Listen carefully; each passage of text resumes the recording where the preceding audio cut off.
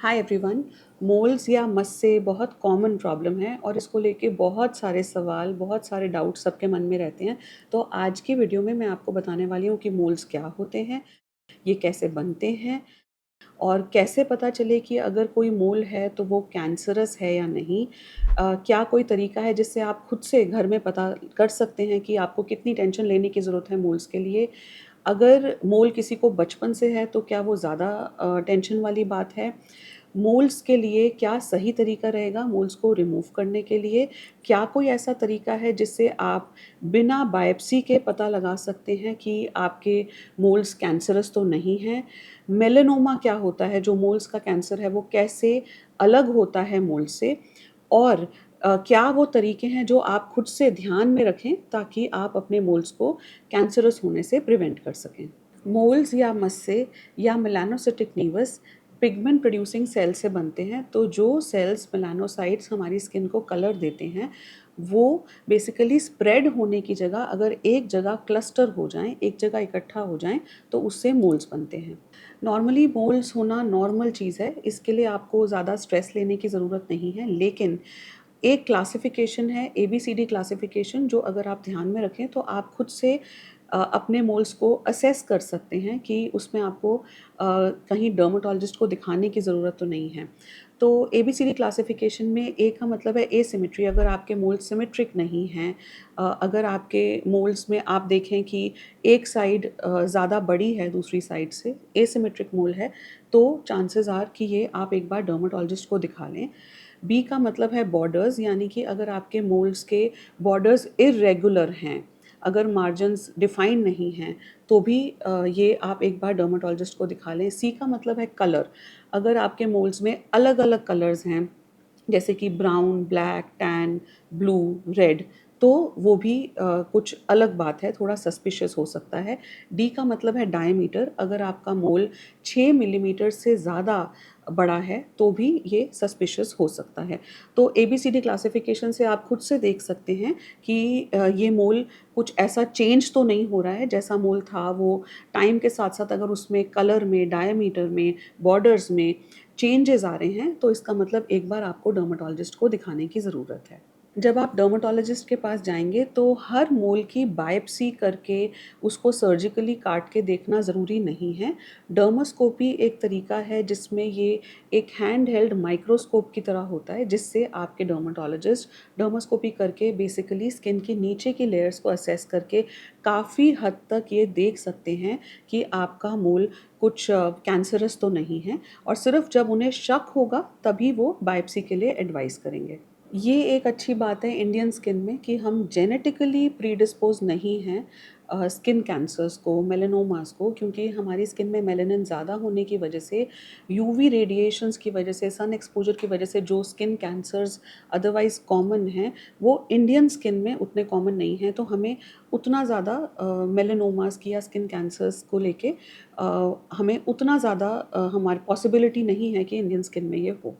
Melanoma जो कि एक कैंसर है, जो उन्हीं सेल से बनता है, पिगमेंट प्रोड्यूसिंग सेल्स मेलानोसाइट से, जिन मेलानोसाइट से मोल्स बनते हैं।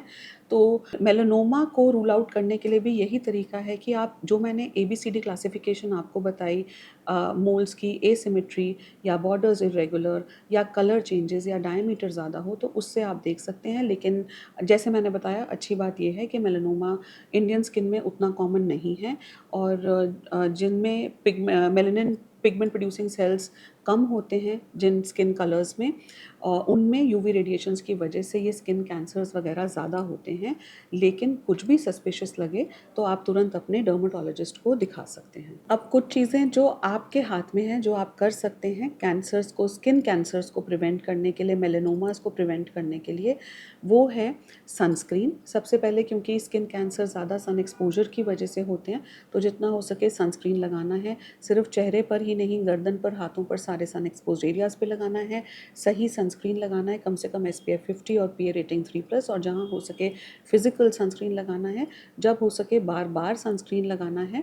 और उसके अलावा जितना हो सके धूप से अपनी स्किन को प्रोटेक्ट करने के लिए आप caps, scarf, mask, hat, umbrella ये सब यूज़ कर सकते हैं।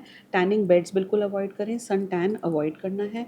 अपनी स्किन को बार-बार चेक करना है, अगर कुछ भी मोल्स हैं तो जैसे मैंने बताया आप ABCD के लिए उसको चेक कर सकते हैं, और कहीं कुछ भी सस्पिशियस लगे तो आप डर्मेटोलॉजिस्ट को कंसल्ट कर सकते हैं। काफ़ी बार लोग ये भी पूछते हैं कि अगर कोई मोल बचपन से है तो वो ज़्यादा डेंजरस है, ज़्यादा स्ट्रेस लेना चाहिए उसका, या कोई मोल जो अचानक से आया है तो वो ज़्यादा स्ट्रेसफुल रहेगा। तो देखिए, बचपन से जो मोल है वो नीवस उतना ज़्यादा परेशानी वाला नहीं है। अगर आपको कोई मोल अचानक से 35 प्लस की एज में आया है तो उसके लिए आपको ज़्यादा सतर्क रहना है। उसके लिए आप, बल्कि हर ही मोल के लिए आप ABCD के हिसाब से मोल्स को चेक करते रहें, और जहाँ कहीं कोई मोल अगर अचानक से बना है तो आप एक बार डर्मेटोलॉजिस्ट को कंसल्ट कर लें। अब हम बात करते हैं ट्रीटमेंट ऑप्शंस की। तो जो मोल्स फ्लैट हैं उनके लिए तो बेस्ट ट्रीटमेंट ऑप्शन लेज़र ही रहेगा। लेज़र से इन मोल्स को बहुत आसानी से निकाला जाता है। ये एक पेनलेस तरीका है, इसमें ज़्यादा कोई स्कारिंग भी नहीं होती। ऑलमोस्ट पेनलेस और स्कारलेस और ब्लडलेस नॉन सर्जिकल तरीका है लेज़र से रिमूव करना, और 1-2 दिन का डाउन टाइम रहेगा, स्कैब बन के झड़ जाएगा, आपकी स्किन बिल्कुल नॉर्मल हो जाएगी, और इससे आपका मोल पूरी तरह से रिमूव हो जाएगा। लेकिन जो मोल्स थोड़े बड़े हैं साइज़ में, स्किन सरफेस से ऊपर उठे हुए हैं, फ्लैट नहीं हैं, ऐसे मोल्स में डेफ़िनेटली आप इनको लेज़र से रिमूव कर सकते हैं, और थोड़ा और अच्छे रिमूवल के लिए कई बार शेव एक्सिजन किया जाएगा ताकि सरफेस रिमूव किया जाए, उसके बाद लेज़र करके स्किन के सेल्स को और अच्छे से हटाया जाएगा। जो मोल्स थोड़े बड़े हैं साइज़ में, इनमें कई बार टचअप सेशन की भी ज़रूरत पड़ती है, यानी एक बार रिमूव करने के बाद फिर आपके डर्मेटोलॉजिस्ट आपको 1 महीने के बाद, 1.5 महीने के बाद फिर से बुलाएंगे ताकि एक और टचअप सेशन से वो बचे हुए सेल्स भी रिमूव कर सकें। अब बात करते हैं उन मोल्स की जो या तो साइज़ में काफ़ी बड़े हैं, या वो मोल्स जो साइज़ में बड़े नहीं हैं लेकिन हेयरी मोल्स हैं। तो देखिए, जो साइज़ में बड़े हैं उन्हें भी सर्जिकली रिमूव करना ही ठीक रहेगा, वो लेज़र से रिमूव नहीं होंगे। और जो साइज़ में बड़े नहीं हैं लेकिन हेयरी हैं, जिसका मतलब है कि मोल में बाल हैं, तो जब ये बाल होते हैं तो इन बालों के नीचे हेयर फॉलिकल्स में भी ये मेलानोसाइट्स के क्लस्टर्स होते हैं। तो ऐसे मोल्स को लेज़र से रिमूव करने पर इनके रेकरेंसेस ज़्यादा कॉमन हैं, तो आप रिमूव कराएंगे भी लेज़र से तो बहुत आसानी से रिमूव हो जाएगा, लेकिन फिर से रेकर करेगा। तो ऐसे मोल्स में जो साइज़ में बड़े हैं, या वो मोल्स जो हेयरी मोल्स हैं, उनमें सर्जिकल एक्सिजन ही बेस्ट तरीका है, यानी उसको इंसिजन दे के काट के सूचर किया जाएगा, तो वही इसको रिमूव करने का बेस्ट तरीका रहेगा। I hope the video was informative. Skin और हेयर के ऐसे और इन्फॉर्मेटिव कंटेंट के लिए आप हमें यूट्यूब और इंस्टाग्राम पर भी फॉलो कर सकते हैं।